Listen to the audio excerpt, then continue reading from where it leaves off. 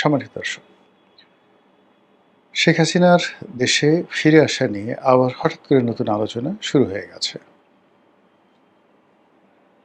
তিনি এই বাংলাদেশ থেকে যাওয়ার ঠিক অল্প কয়দিন পর হঠাৎ করে বলে ফেললেন যে তিনি টুস করে ঢুকে পড়বেন যেকোনো একটি সময়। এবং তিনি তার সেই যে বাংলাদেশে ঢুকে পড়ার কথা তিনি বলেছিলেন নিজের মুখে, তার এক কর্মীর সঙ্গে কিংবা আওয়ামী লীগের কোনো নেতার সঙ্গে, এবং এই সকল টেলিফোনে যে সংলাপ তা আবার আওয়ামী লীগ বা তিনি নিজে সেটা আবার ফাঁস করে দিয়েছিলেন। এই রাষ্ট্র ব্যবস্থা ১৭টি বছর ধরে তিনি তিলে তিলে সেই তার যে বাহিনী, তার যারা অ্যালাইড, তাদেরকে তিনি লালন করেছেন, পালন করেছেন এবং প্রতিষ্ঠা করেছেন। ফলে এই রাষ্ট্র ব্যবস্থার পরতে পরতে তার লোকজন আছে। এই রাষ্ট্রে যে সকল প্রযুক্তি এসেছে, যে সকল ভালো দিক আছে, একই সঙ্গে যে সকল মন্দ দিক রয়েছে, প্রায় সব জিনিসগুলো তার মুখস্থ। ব্যাংকে কয়টি টাকা রয়েছে, কেন্দ্রীয় ব্যাংকে কি কি সমস্যা আছে, ক্যান্টনমেন্টে কি হচ্ছে, ডিজিএফআই, এনএসআই, ডিজিএফআই, পুলিশ কতটুকু লাভ দিতে পারে, কতটুকু তাকে উপকার করতে পারে, ক্ষতি করতে পারে, সব জিনিস তার মুখস্থ। ডক্টর মোহাম্মদ ইউনূস যে চেয়ারে বসেছেন, সেই চেয়ারে তিনি ১৭ বছর প্রচণ্ড প্রতাপ নিয়ে এক নাগারে তিনি চালিয়ে গেছেন। আবার গত ৪ মাস ধরে তারেক রহমান সাহেব যে চেয়ারটিতে বসেছিলেন, সেই চেয়ারটিতেও তিনি ১৭ বছর বসেছেন। ফলে এখানে থেকে তারেক রহমান সাহেব কী করতে পারেন, তারপর ডক্টর মোহাম্মদ ইউনূস কী করতে পারেন, এই পুরো জিনিসটি তার মুখস্থ।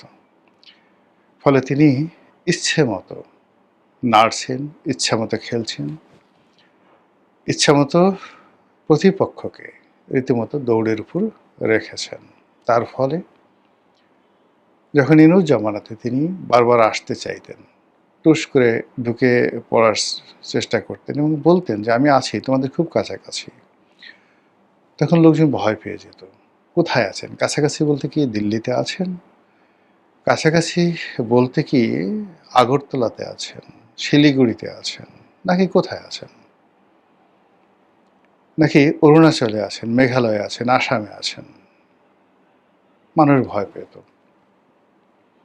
আর ভয় পাওয়ার কারণও আছে। ১৭টি বছর তিনি কেবল বাংলাদেশের মানুষকে চুম্বন করেননি, আদর যত্ন দিয়ে লালন পালন করেননি, তিনি শাসন করেছেন, সোহাগ করেছেন, বাম্বু দিয়েছেন, আছাড় দিয়েছেন, আর যেটিকে বলা হয় থাবা দিয়েছেন। বাঘের যেভাবে থাবা, সেভাবে থাবা দিয়েছেন, আর অনেক কিছু। ফলে যারা তার দ্বারা উপকার পেয়েছেন, তার প্রেমে মুগ্ধ, তার আপত্ত স্নেহে তারা সবাই আবেগ আপ্লুত। যাদের উপকার করেছেন তারা কৃতজ্ঞ, যাদেরকে ধাওয়া দিয়েছেন তারা দৌড়াচ্ছে তার কথা শুনে, আর মাঝে মধ্যে পিছনে তাকাচ্ছে, এই ধরে ফেললো বুঝি। যাদেরকে বাঁশডলা দিয়েছেন, ইলেকট্রিক শক দিয়েছেন, আয়নাঘরে ঢুকিয়েছেন, গুম করেছেন, ক্রস ফায়ার দিয়েছেন, কেউ বেঁচে গেছে, কেউ মরে গেছেন, কিন্তু তার পরিবারকে মেরে গেছেন। ফলে অনেকগুলো জায়গা, জনপদ, সব জায়গাতে তিনি একটা আতঙ্কের, ভয়ের, প্রেমের, ভালোবাসার একটা, যাকে বলা হয় জাগরণ, জোয়ার তিনি তৈরি করে রেখেছেন দিল্লিতে বসে। এর ফলে কি হলো, রাজনীতিতে কখনোই শেখ হাসিনাবিহীন রাজনীতি হচ্ছে না। তার যারা প্রবল শত্রু, তারা তাকে মোকাবেলা করার চাইতে তার বিষয়ে আল্লাহর হাতে ছেড়ে দিতে বেশি পছন্দ করছেন। তারা জানেন যে এই ভদ্র মহিলার পায়ের নখ থেকে মাথার চুল পর্যন্ত কূটনীতি, অর্থনীতি, ধর্মনীতি, দুষ্টুমি, আরও কিছু যা কিছু আছে, সব কিছুতে পরিপূর্ণ। তিনি এক হাতে বাঁকা বাঁশের বাঁশুরি, আরেক হাতে রণদূর্য, এটি নিয়ে তিনি খেলেন।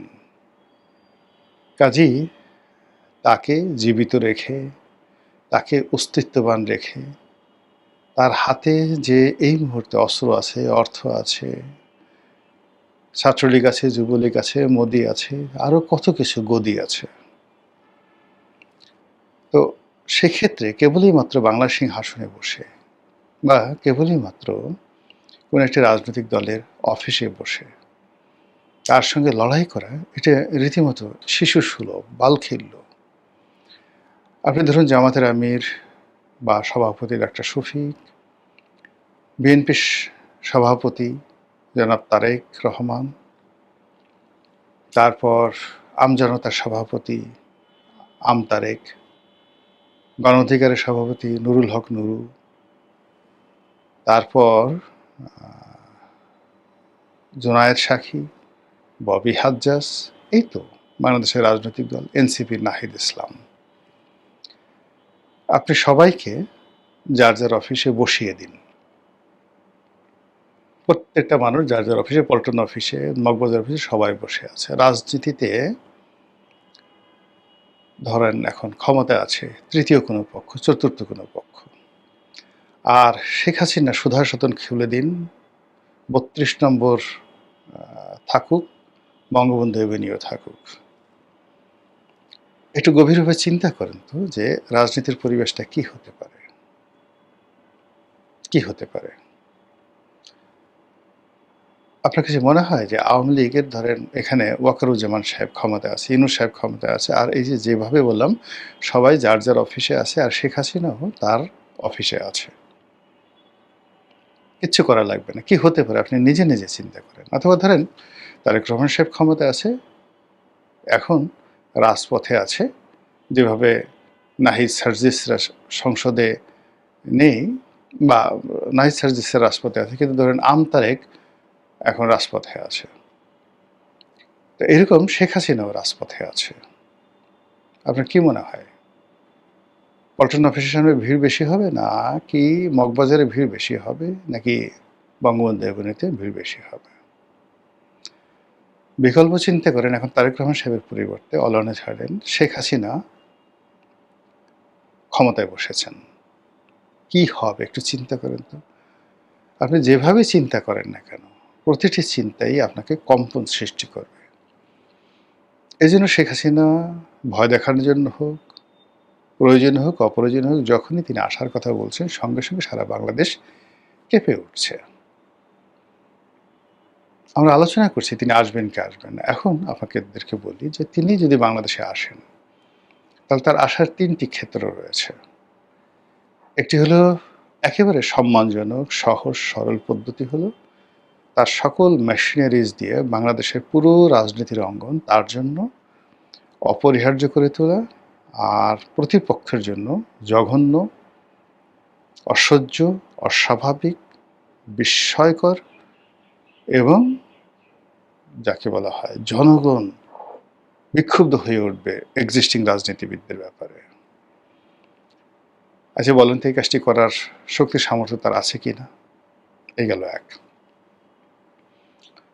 ২ নম্বর হলো যে এত ঝামেলা কিছু দরকার নেই। রাজনৈতিক দলগুলো বিএনপি, জামাত, এনসিপি তাদের সঙ্গে পর্দার আড়ালে তার একটা সমঝোতা হলো, কথাবার্তা হলো, এবং যেভাবে এই যে এখন একটি পার্লামেন্ট চলছে সমঝোতার মাধ্যমে, যেভাবে ডক্টর মোহাম্মদ ইউনূস একটা ইলেকশন দিয়েছেন সমঝোতার মাধ্যমে, যেভাবে তারেক রহমান সাহেব বাংলাদেশে এসেছেন সমঝোতার মাধ্যমে, এই অভিযোগগুলো যারা করছে, সেইরকম একটা অভিযোগ দিয়ে ধরুন এখন পর্দার আড়ালে শেখ হাসিনার সঙ্গে একটা সমঝোতা হচ্ছে, তার প্রেক্ষিতে তিনি বাংলাদেশে আসছেন। এর বাইরে দিল্লি এবং আমেরিকা তারা খেলছে এই সরকারের সঙ্গে। শেখ হাসিনাকে নিয়ে খেলছে। এর দুটো পার্ট। একটা পার্ট হলো শেখ হাসিনাকে সামনে রেখে তাকে ভয়, মানে as a element and asset হিসেবে রেখে প্রতিপক্ষকে ভয় দেখাচ্ছে, এটি হলো একটা। আর তারা এখন আসলে সত্যিকার অর্থে চাচ্ছে শেখ হাসিনা আসুন, ক্ষমতায় বসুন এবং তাদের পারপাস সার্ভ করুন, এবং আরও অনেক অনেক কিছু। এই ৩টি যে সীমা পরিসীমা, ৩টি ডোর, ৩টি উইন্ডো, এর মাধ্যমে আসলে শেখ হাসিনার ফিরে আসা সম্ভব। এখন তিনি আসলে কি হবে, না আসলে কি হবে সেটা তো অন্য একটা ভিন্ন বিষয়। এখন তিনি আসবেন কি আসবেন না সেটি নিয়ে খুব সংক্ষেপে আলোচনা করে আজকের বক্তব্য শেষ করব। আমার কাছে যেটা মনে হচ্ছে শেখ হাসিনা আসবেন। শেখ হাসিনা আসবেন এবং তার জীবন, তার অবিচলতা, তার বিশ্বাসততা এবং অতীতে তিনি যা কিছু বলেছেন প্রায় সবকিছু টু দি পয়েন্টে তিনি করে ছেড়েছেন। টু দি পয়েন্টে করে ছেড়েছেন ২ দিন আগে এবং পরে। তো তিনি নিজের মুখে বারবার বলছেন আমি আসব। তারপর তিনি বলেছেন যে এই বছরের মধ্যে আসবো, মানে ২০২৬ সনের মধ্যে আসবো।